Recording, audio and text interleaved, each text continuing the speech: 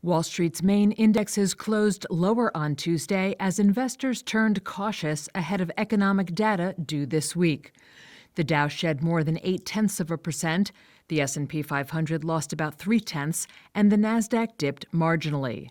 Stocks had rallied to record highs since the November 5th election as investors bet on an equity boost from President-elect Donald Trump's proposed tax cuts and the prospect of easier regulatory policies.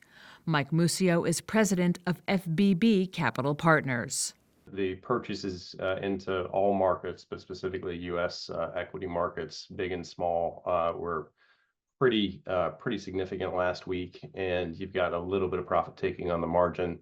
Not a ton of news. Banking holiday yesterday. You've got some CPI stuff coming tomorrow, but pretty quiet. And with a little bit of a blip today, we're still up mid-single digits in a week of trading, which in most years is great for half of a year of trading. Some stocks expected to perform well under Trump gave back gains Tuesday, with shares in electric car maker Tesla falling more than 6% after rising nearly 40% since Election Day. Among other movers, biotech firm Novavax dropped 6% after cutting its annual revenue forecast due to lower than expected sales of its COVID-19 vaccine.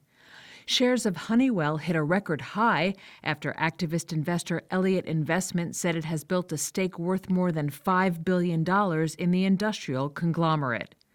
And Spotify, up more than 2% at the close, gained another 8% in after-hours trading. The audio streaming giant forecast fourth-quarter profit above Wall Street estimates, betting on cost cuts and strong subscriber growth in the crucial holiday season.